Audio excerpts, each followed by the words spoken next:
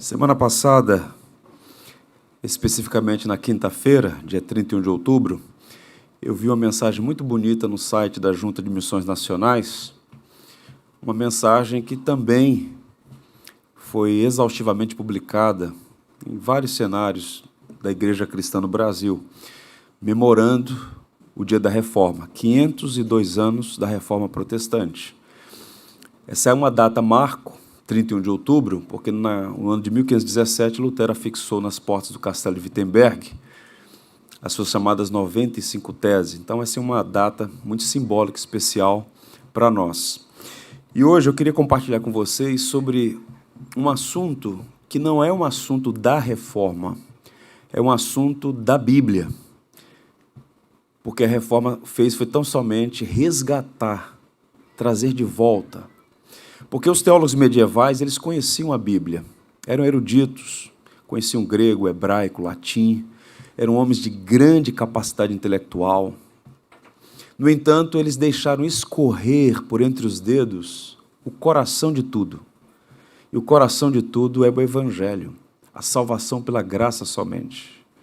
E na manhã de hoje eu queria sua atenção para nós pensarmos sobre isso. Salvos pela graça. Efésios capítulo 2, dos versos 1 a 10. Esses 10 versos resumem a carta de Paulo aos Efésios. É a passagem, o parágrafo, a perícope mais importante dessa carta. E é uma espécie de síntese do Evangelho. É um resumo do que é o Evangelho. E pela graça de Deus, nós vamos meditar nessa porção da palavra, na expectativa de que Deus nos abençoe. Nós precisamos do Evangelho todo dia e o dia todo.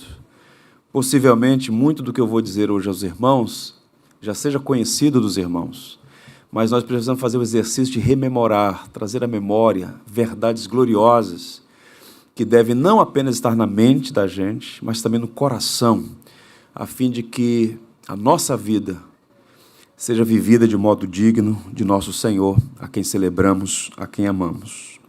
Diz assim, então, a palavra de Deus, Efésios capítulo 2, a partir do verso 1.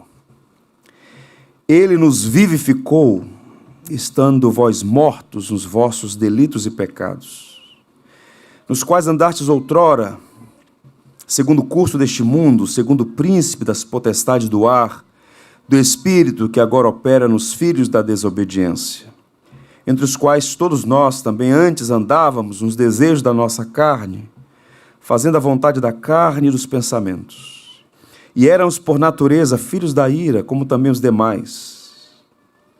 Mas Deus, sendo rico em misericórdia, pelo seu muito amor com que nos amou, estando nós ainda mortos em nossos delitos, nos vivificou juntamente com Cristo, pela graça sois salvos, e nos ressuscitou juntamente com Ele, e com Ele nos fez sentar nas regiões celestes em Cristo Jesus, para mostrar nos séculos vindouros a suprema riqueza da sua graça, pela sua bondade para conosco em Cristo Jesus. Porque pela graça sois salvos por meio da fé, e isto não vem de vós, é dom de Deus, não vem das obras para que ninguém se glorie, porque somos feitura sua, criados em Cristo Jesus para as boas obras, as quais Deus de antemão preparou para que andássemos nelas. Que o Senhor nos abençoe.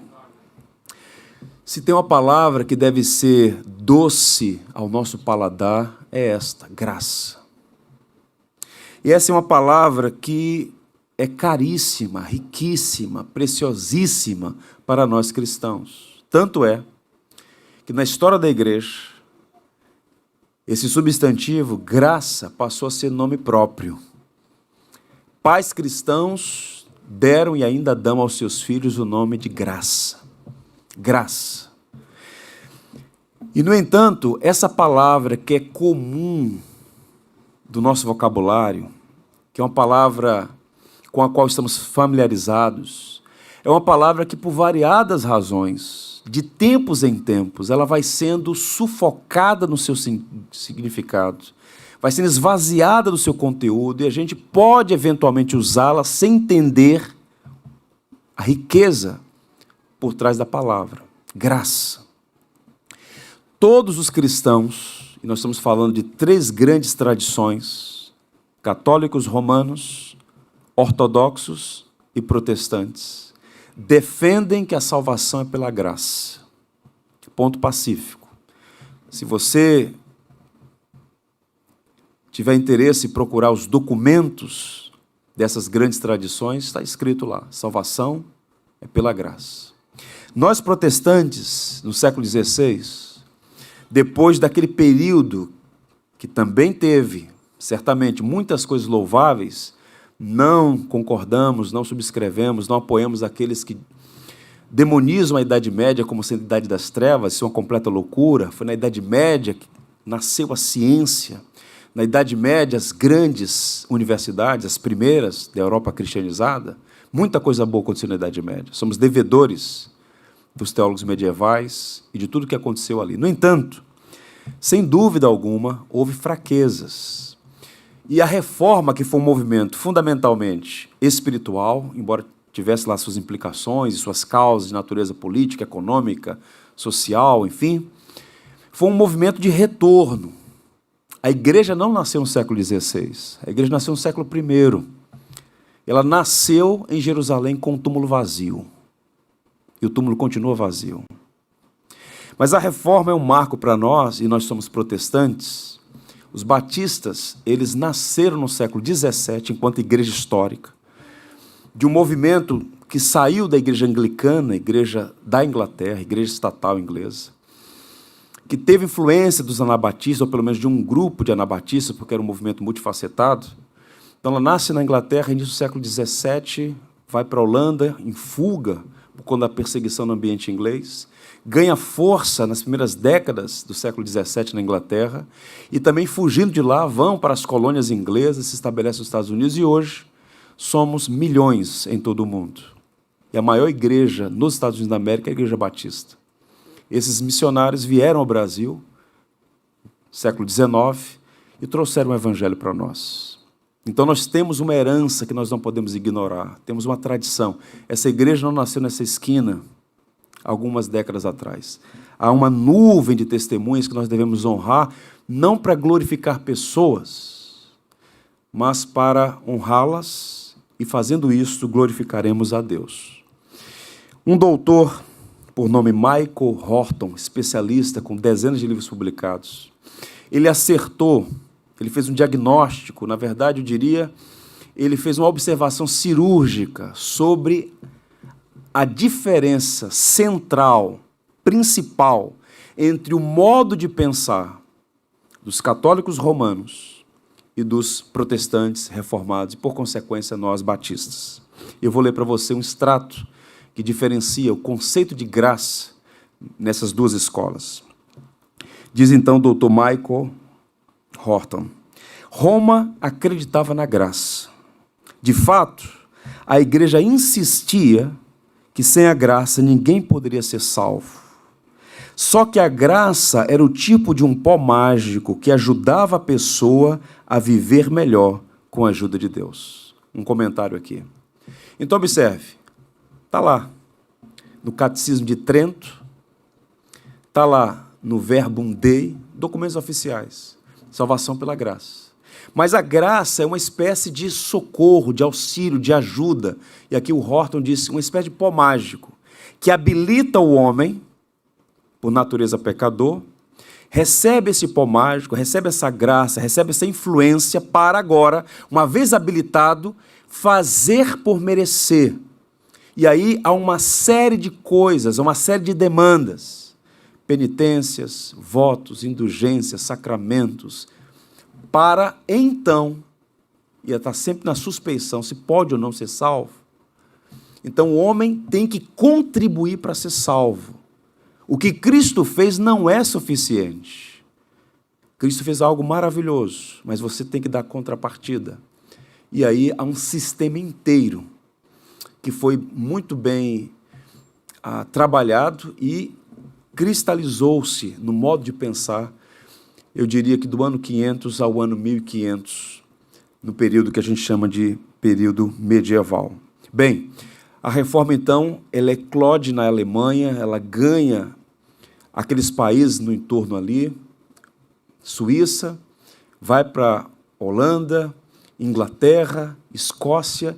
E qual era a bandeira uníssona deles todos? Embora houvesse divergência em questões secundárias. A salvação é pela graça somente. Palavrinha especial demais. Somente pela graça. E o Horton, então, segue e diz assim: os reformadores, em contrapartida, diziam que a graça não é uma substância que Deus nos dá para vivermos uma vida melhor, mas sim uma atitude em relação a nós, aceitando-nos como justos por causa da santidade de Cristo e não nós. Em outras palavras, não é o que você faz que o torna aceitável diante de Deus. Não é o que você supostamente faz que levanta o rosto bondoso de Deus sobre você. Não, é o que Cristo fez. Fomos amados a despeito de nós. Ele amou os que não mereciam. O conceito de graça para ser graça é amor aos que não merecem. E aquela cruz bendita que nós hoje memoramos, a morte de Cristo, ela, a cruz, símbolo supremo da nossa fé, é o estandarte da graça soberana de Deus, dizendo a pecadores: vocês não podem, mas Deus pôde e de fato fez por meio do seu Filho.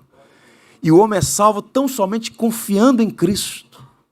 Não é uma salvação infundida, mas é uma salvação imputada. Qual é a diferença? Não é o pó mágico que te habilita agora a correr atrás.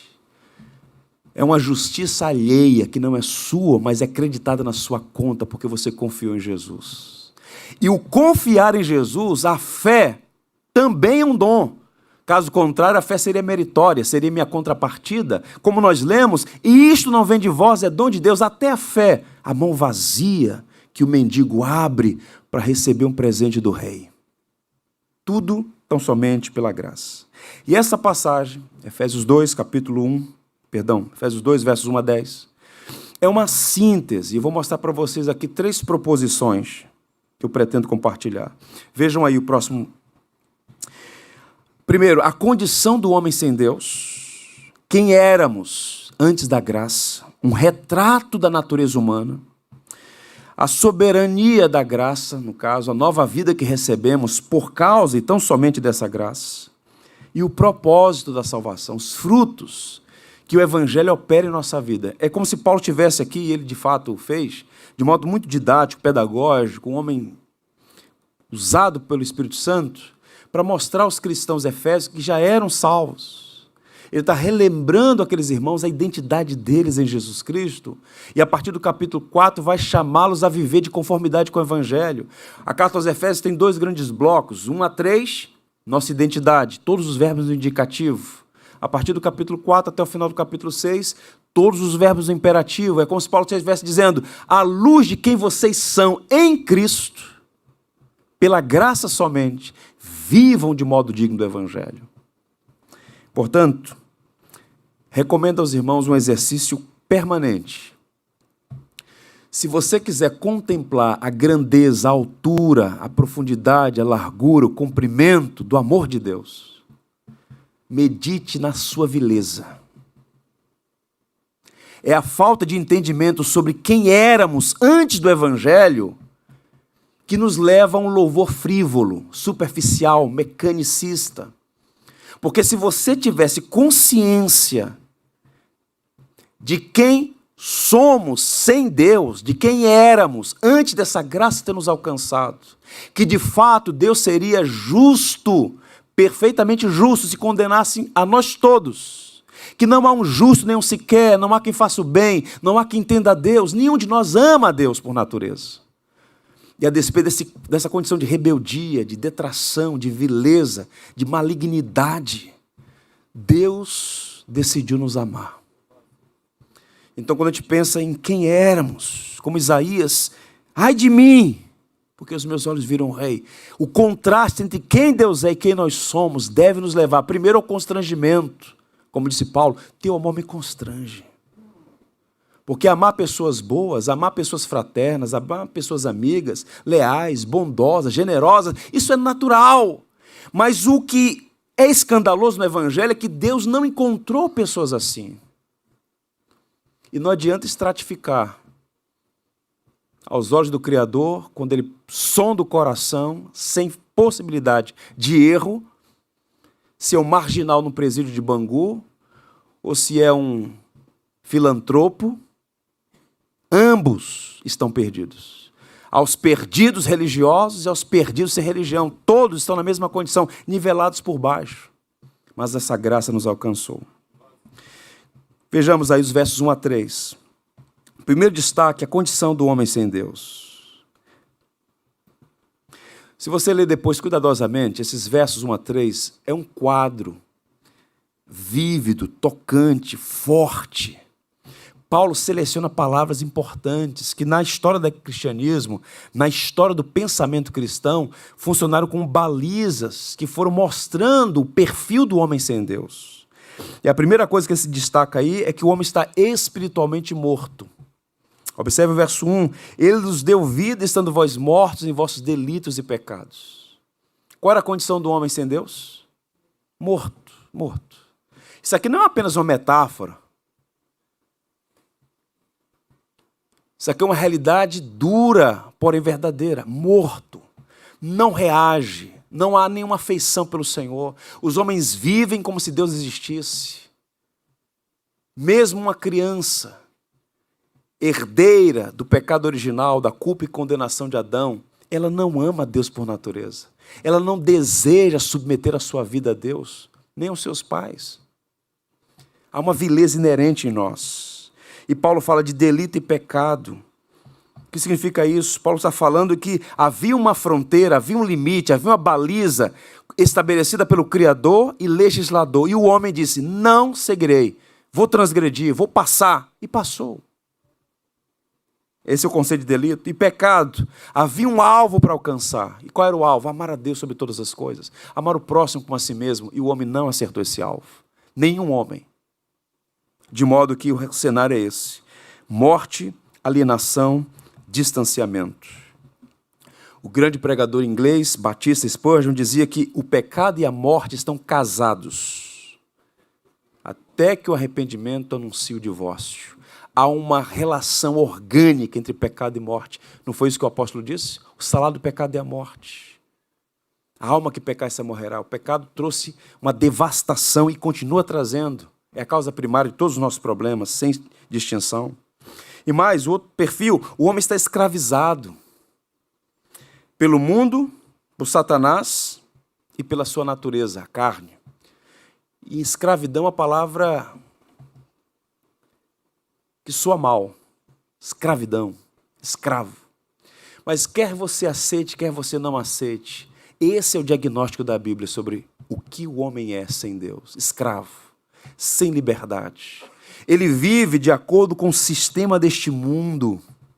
Olha o que o texto vai dizer, andastes outrora segundo o curso deste mundo. Ou seja, há uma filosofia, há um modus operandi, há uma cosmovisão, há um conjunto de valores, um pecado social que vai moldando este mundo. E o homem sem Deus vive assim, de acordo com isso tudo, com esse cenário. De modo que quando Paulo escreve a carta aos Gálatas, o texto diz que o Senhor Jesus Cristo veio a este mundo para nos desraigar, nos arrancar deste mundo perverso. Igreja, eclesia, chamados para fora. O que é uma comunidade cristã? Gente que foi tirada desse cenário, debaixo dessa tirania mundana, dos valores deste mundo. E mais, o adversário de nossas almas, Satanás, aqui chamado de príncipe da potestade do ar, o espírito que agora atua nos filhos da desobediência. Uma das artimanhas do adversário de nossas almas é ludibriar as pessoas a acreditar que ele é um folclore, um mito, uma ficção, talvez uma peça forjada para cercear a liberdade das pessoas, impor terror. O diabo não existe, é tudo invenção do demônio, disse alguém. Mas o fato é que, embora ele seja invisível, ele é real. Jesus disse: eu vi Satanás descendo como um relâmpago. Ele é o adversário, aquele que anda ao derredor buscando a quem possa devorar. Ele é sagaz, ele é o tentador, ele é o acusador, ele é o adversário da igreja. E nós vivíamos debaixo da sua tirania. Alguns de um modo explícito, visível, perceptível, mas todos debaixo desse governo tirânico. De modo que quando a graça nos alcançou, João escreve: filhinhos, o maligno não pode tocá-los. Somos do Senhor, comprados com o sangue de Cristo. C.S. Lewis escreveu um livro que vendeu muitos exemplares na Inglaterra nos seus dias, ainda hoje é publicado. Cartas do Diabo ao seu aprendiz. Ele geniosamente, brilhantemente, ele vai construindo a maneira como um adversário trabalha. E ele não era um ignorante. C.S. Lewis, professor em Oxford, professor em Cambridge. Não era um tapado medieval, como alguns sugerem nas nossas universidades, carregados de ideologia. Ele, então, diz: a atividade maligna hoje é fundamentalmente levar o homem em duas direções. Primeiro, levá-lo a uma mentalidade paganizada de achar o diabo em tudo. Eu sentei nesse banco, me deu uma dor na coluna, acho que esse banco está com encosto. Passa numa estrada esburacada, o carro fura o pneu, o diabo fura o pneu do meu carro. Então tem crente com essa mentalidade pagã, o diabo em tudo, o diabo em todos.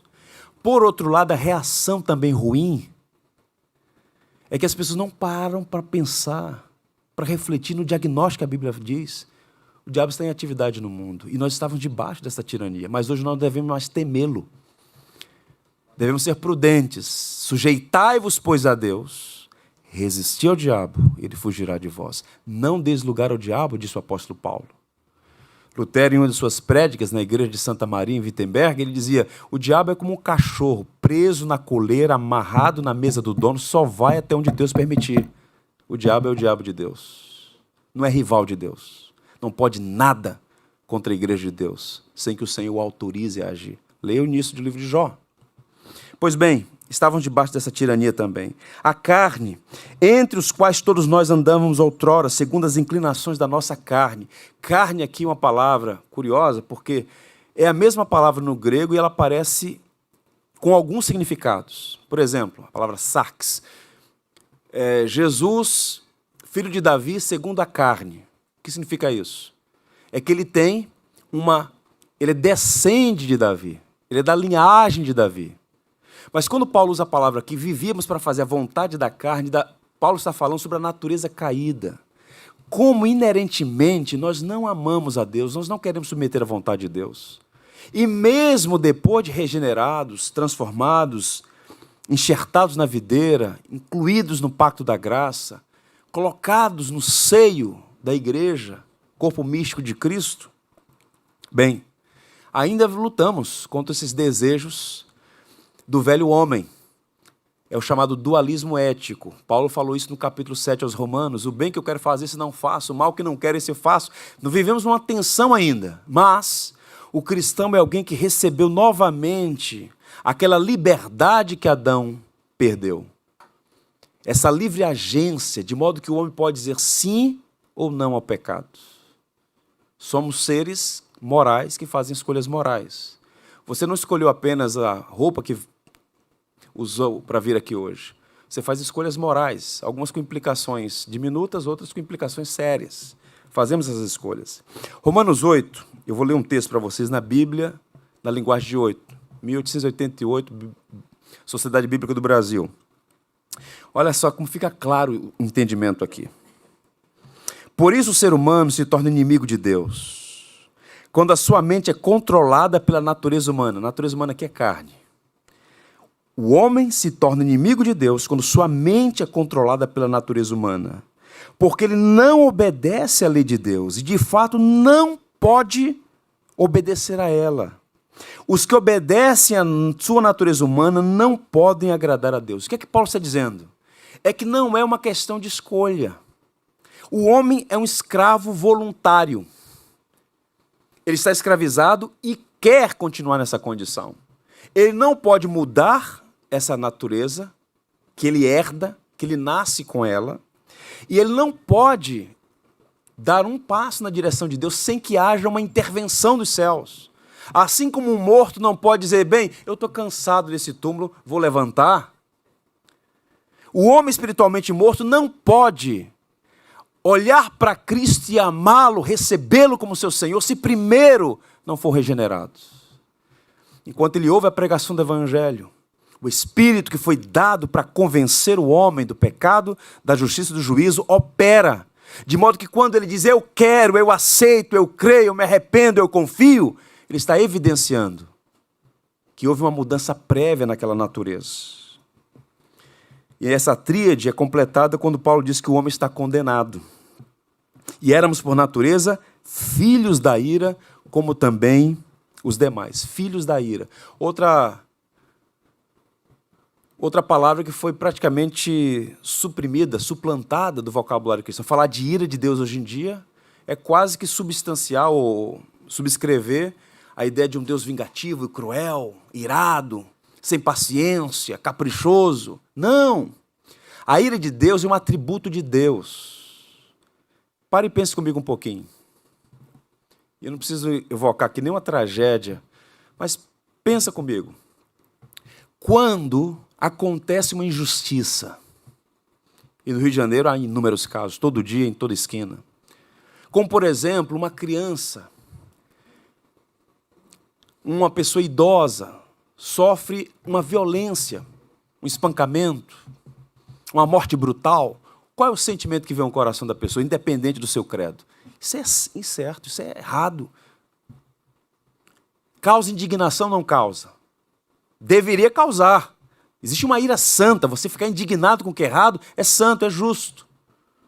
Agora, se nós ficamos irados com coisas erradas, com injustiças, com perversidades, com maldades, com crueldades, eu vi muito disso, não apenas nas comunidades, mas às vezes entre os mais sofisticados, porque o pecado não faz acepção, ele está no coração de doutos e indoutos, de ricos e pobres, é a natureza humana, independente do status social. Somente a graça de Deus pode mudar isso. Estávamos debaixo dessa ira, porque somos merecedores de condenação. Mas o que Deus fez? Nos tirou de debaixo da ira e nos colocou debaixo da justiça do seu Filho. Não há condenação para quem está em Cristo Jesus. João vai dizer o seguinte, quem crê no Filho tem a vida eterna. O que, todavia, se mantém rebelde contra o Filho não verá a vida, mas sobre ele permanece a ira de Deus. Permanece por quê? Porque todo homem está debaixo da ira. A ira de Deus se manifesta do céu contra toda impiedade e injustiça dos homens. Romanos 1,18. De modo que o que está acontecendo quando nós sofremos esse traslado gracioso, saindo das trevas para a luz, debaixo da ira para debaixo da justiça de Deus, é graça. Mas o que se mantém rebelde, incircunciso de coração, refratário, ignorando o Evangelho, sobre tais pessoas permanece a ira de Deus. Um puritano chamado Thomas Watson dizia que só há dois grupos humanos, os que estão pendurados no cinto de Adão e os que estão pendurados no cinto de Cristo. Quem está em Adão está perdido, porque sobre tais permanece a ira divina. Mas aqueles que estão em Cristo, que foram alvos deste dom precioso, que Paulo chama de dom da justiça, uma justiça alheia, que não foi nossa, conquistada por nós, mas dada graciosamente, não há o que temer. Louvado seja Deus por isso. Agora vejam a condição do homem, talvez apareça em Jeremias 13, 23. Pode por acaso o etíope mudar a sua pele ou o leopardo as suas manchas? Então podereis fazer o bem, estando acostumados a fazer o mal? Ele usa aqui exemplos da natureza, o etíope e o leopardo. Há elementos físicos característicos que são da natureza e que não podem ser transformados pela mera vontade. O leopardo não pode falar assim, bem, eu estou cansado com essas manchas aqui, com essas pintas, eu vou agora ficar com a pele diferente. Não muda. Vocês, estando acostumados a fazer o mal, podem dar um start, a partir de agora eu vou ser uma pessoa boa.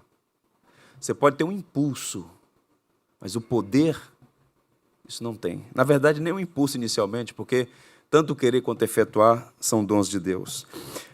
Evocando aqui a nossa rica tradição, e logo, logo, se Deus permitir, vamos publicar uma obra que é um comentário dessa confissão de fé de 1689. Os batistas, então, desde o seu nascedor, disseram o seguinte, capítulo 9, artigo 3. Com a queda no pecado, o homem perdeu completamente a capacidade volitiva com aquele bem espiritual que acompanha a salvação. O que significa capacidade volitiva? O querer fazer o bem. Isso não está mais presente nos filhos de Adão. Foi sufocado, suplantado. Por isso, o homem natural é inteiramente adverso a esse bem e está morto em seus pecados. Ele não é capaz de se converter por seu próprio esforço e nem mesmo a se dispor a isso. O que é que esses homens estão dizendo? Eles estão falando da incapacidade, da inabilidade do filho de Adão de dar um passo na direção de Deus sem que primeiro seja alvo dessa graça soberana que o arranque desse quadro triste. Morto, escravo e condenado. Assim vivia todos nós, se você já está em Cristo. E se ainda não está, esse é o seu quadro. Fiéis, leais, são as feridas feitas pelo amigo. Há uma diferença entre pregar a verdade e bajular. O pregador não tem mensagem. O pregador é mensageiro, ele oferece a mensagem que já está na Escritura. Ele não pode adequá-la, ele tem que entregar. Vos entreguei o que também recebi, ofereceu o Evangelho, e a Bíblia é clara em relação a isso. Pastor, se o quadro é esse, morto, escravo e condenado, quem pode salvar-se? Foi isso que os discípulos perguntaram a Jesus, vejam Lucas. E os que ouviram disseram, sendo assim, quem pode ser salvo? Mas ele, nosso Senhor, respondeu, os impossíveis dos homens são possíveis para Deus. Cada conversão é um milagre. Cada alma redimida é um milagre. Um milagre. Eu não seria cristão se Deus não mudasse meu coração. E se você acha que é cristão porque é mais inteligente que o seu vizinho, mais esperto que o seu parente, você não entendeu o Evangelho ainda. Você só pode ser cristão, você só pode ser discípulo de Cristo, se Ele soberanamente vir ao seu encontro. E esse é o segundo ponto. Essa soberana graça de Deus. Soberana, livre. Olha como começa o capítulo, os versos 4 e 5. Mas Deus. E antes de ler o restante, vejam aqui. Mas Deus. A adversativa, mudando o tom, fazendo um contraste entre o que ele havia dito e o que vai passar a dizer. E ele começa com Deus. No entanto, todavia, porém, Deus interviu. Ele fez essa intervenção, interveio, observe. Mas Deus, sendo rico em misericórdia por causa do grande amor com que nos amou, e estando nós mortos em nossos delitos e pecados, nos deu vida juntamente com Cristo, pela graça sois salvos. E aí Paulo, doutor, pastor Paulo, apóstolo de Cristo, ele então usa e faz menção aí a 3 atributos de Deus: misericórdia, amor e graça. Misericórdia, amor e graça. O que é misericórdia? Misericórdia não dá o mal que a pessoa merece. Quando Deus exerce misericórdia, Ele está sustando o juízo que merecíamos. Um ato soberano, que é uma prerrogativa dele, como disse Paulo aos Romanos. Deus usa de misericórdia com quem quer. Romanos 9,16, não depende de quem quer nem de quem corre, mas Deus de usar de misericórdia. Pedro fala isso na sua carta. Bendito seja o Deus de muita misericórdia, que nos regenerou para uma viva esperança. É misericórdia abundante. E mais, amor. Ele fala de grande amor. Olha o adjetivo que ele usa. Não é um amor limitado, mas grande, grande. E Cristo, quero dizer, Paulo nos encoraja a conhecer as medidas deste amor. A altura, a profundidade, largura e comprimento do Deus que escolheu nos amar sem medida. Nisto consiste o amor, não que tenhamos amado a Deus, mas que Ele nos amou e enviou seu Filho como propiciação pelos nossos pecados. Graça, como nós lemos, sois salvos mediante a graça, isso não vem de vós, é dom de Deus. O professor John Stott sintetiza tudo isso dizendo o seguinte: ouçam, guarde isso aqui, verdade irretocável. Nunca devemos pensar na salvação como sendo um tipo de transação entre Deus e nós, onde Ele contribui com a graça e nós com a fé. Não, a fé também é dom de Deus. A fé não é de todos, diz o apóstolo em outro momento. Portanto, na corrente da salvação, todos os elos foram forjados na bigorna de Deus. Tudo por iniciativa soberana de Deus. Um Deus que nos salva, apesar de nós. E aí chegamos ao ponto final. Qual o propósito disso? Os frutos da graça. Observe que nós temos 2 versos aí que são bem interessantes. O primeiro, eu diria, que é um propósito imediato, que está relacionado ao versículo 7, que vai aparecer aí. Paulo vai dizer, versículo 10. Paulo vai dizer que nós somos feitura dele, criados em Cristo Jesus para as boas obras, as quais Deus preparou de antemão, para que andássemos nela. Que riqueza! Eu digo mais. Esse versículo é o coração de toda a carta. Se alguém lhe perguntar assim, dos 155 versículos da carta de Paulo aos Efésios, qual é o texto principal? Sem receio, sem vacilação. Efésios 2, 10. Está aí a síntese de toda a carta. E o que significam essas palavras? Feitura é uma palavra que só aparece aqui em toda a Bíblia. Feitura. Paulo, é como se Paulo escrevendo, ele falou, vou pegar agora essa palavra e usar apenas aqui. Feitura. Poema. Obra artística feita por um artesão. A obra-prima. O artesão celestial pegando seres destruídos pelo pecado, rebeldes, refratários, duros, incircuncisos e agora moldando por esta graça maravilhosa. E ele diz mais, criados. Quem tem poder para criar? A partir do nada. Só Deus. Então fomos criados em Cristo Jesus. Dito isto, ele então fala o propósito, para as boas obras. Obras não salvam, mas obras revelam se somos salvos. Paulo vai dizer, ei, você que mentia, conhecido pelo desserviço de mentir, pare de mentir. Deus ama a verdade. A mentira é do diabo, ele é o pai da mentira. Ei, você aí que vive na imoralidade sexual, foi para a santidade que Deus te chamou. Ame a sua esposa como Cristo amou a igreja. Seja fiel. O casamento é um pacto feito na presença de Deus. Seja luzeiro para o mundo sem balizas éticas em vários campos, inclusive na sexualidade. Você que era avarento, meu amigo, avareza é idolatria. Seja generoso como nosso Senhor, que sendo rico se fez pobre. Ei, você aí, sim, você que se curva diante de altares, lembre-se que Cristo, e somente Cristo, deve ser alvo de nosso culto e adoração. Paulo começa a falar sobre mudança de comportamento, mudança ética. Você que falava mal das pessoas, aprenda a usar suas palavras para abençoar. Não faleis mal uns dos outros. Que a vossa boca transmita graça aos que ouvem. Ou seja, a vida do salvo pela graça tem que ser transformada pela graça e nos moldando a imagem de Cristo. Esse é o propósito imediato.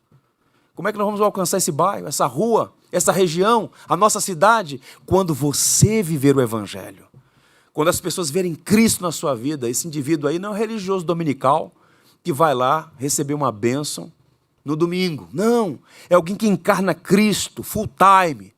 Noite e dia, dia e noite, vive para o Evangelho, para a glória de Cristo, afeição por Cristo, amor por Cristo, comprometimento com a noiva de Cristo, vive por Ele no tempo e na eternidade. Aí sim, há sinais de conversão. Você crê em Deus? Fazes bem. Os demônios creem e estremecem. Crer em Deus não salva ninguém.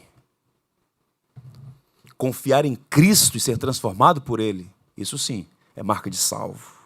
E o propósito último, no verso 7, ele fala, revelar ao universo criado a suprema riqueza de sua graça. Ele diz, olha, no futuro, aquele chama de séculos vindouros, ele vai revelar a suprema riqueza da sua graça. Paulo está tão embevecido com tudo isso, que ele fala assim, olha, eu não vou revelar a graça, não, é suprema riqueza da sua graça.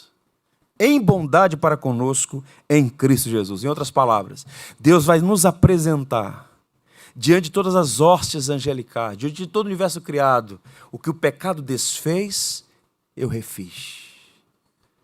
E seremos melhores do que Adão. Melhores do que Adão. Nosso pai podia pecar e não pecar. quando Cristo consumar a sua obra, quando estivermos na eternidade com o corpo glorificado, será impossível pecar. Seremos incorruptíveis, vivendo uma natureza perfeita, justa, santa, integralmente santa.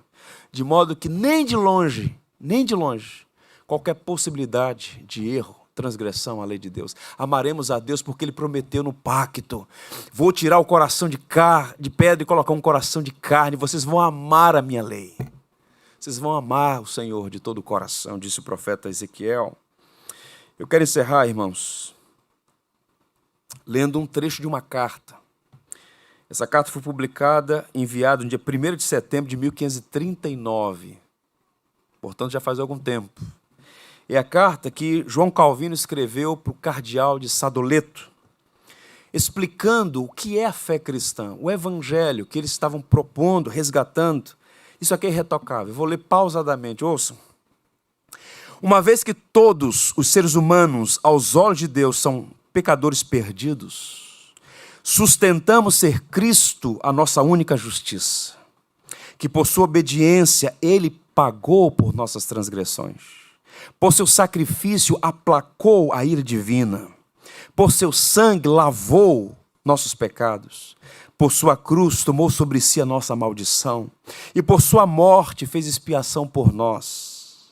Asseveramos que desse modo o homem é reconciliado com Cristo, em Cristo com Deus Pai, não por mérito próprio, não pelo valor de suas obras, mas por misericórdia gratuita. Tudo centrado em Cristo, no que Ele fez. Bendito seja o Filho de Deus. E que a igreja de Jesus Cristo continue sendo centrada nele, afeiçoada a Ele, pregando Cristo crucificado e ressurreto, nossa única esperança. Não se estribe no nome da sua família, não se estribe nos seus diplomas, não se estribe no seu conhecimento bíblico, não se estribe na sua moralidade. Você está perdido se fizer isso. Agora, se você confiar em Cristo e somente em Cristo, no grande dia, você não passará vergonha. Você receberá o ressurreto Filho de Deus com os braços abertos e ouvirá dos seus lábios: vinde, benditos do meu Pai, possuí por herança o reino que vos está destinado antes da fundação do mundo. Louvado seja Deus. Vamos ficar em pé e vamos ler a doxologia de Paulo aos Romanos. Vai ser projetado e nós vamos ler, nos preparando para celebrar a obra de Cristo, morte e ressurreição do Senhor. Talvez dê para você ler daí. Vamos ler então todos juntos?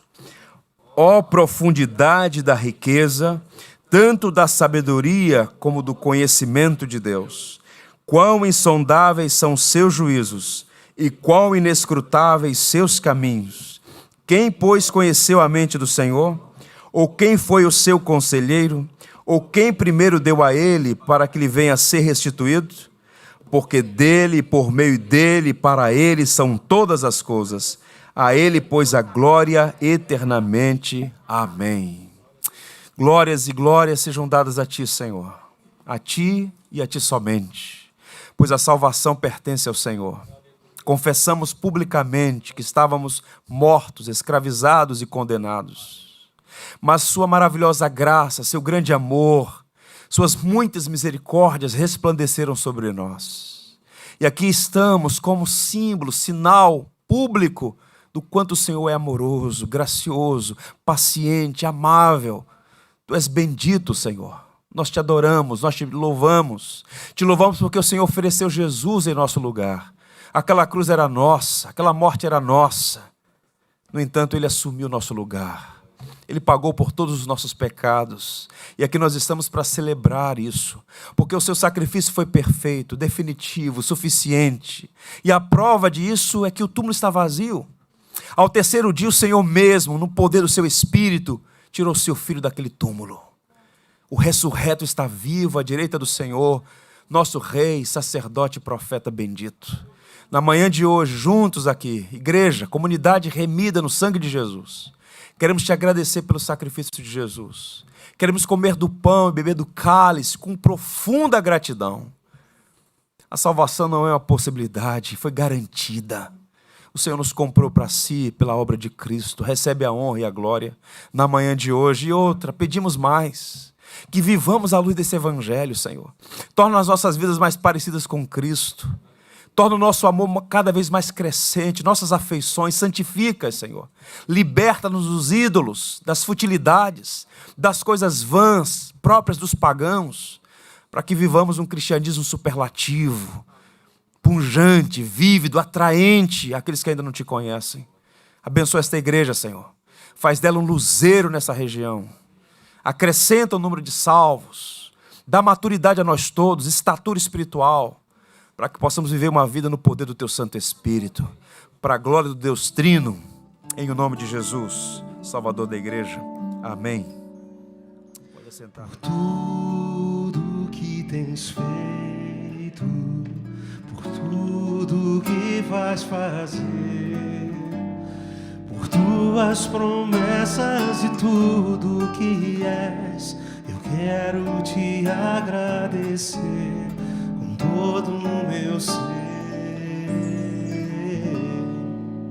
Te agradeço, meu Senhor. Te agradeço, meu Senhor. Te agradeço por me libertar e salvar, por ter morrido em meu lugar. Te agradeço, Jesus, te agradeço, eu te agradeço,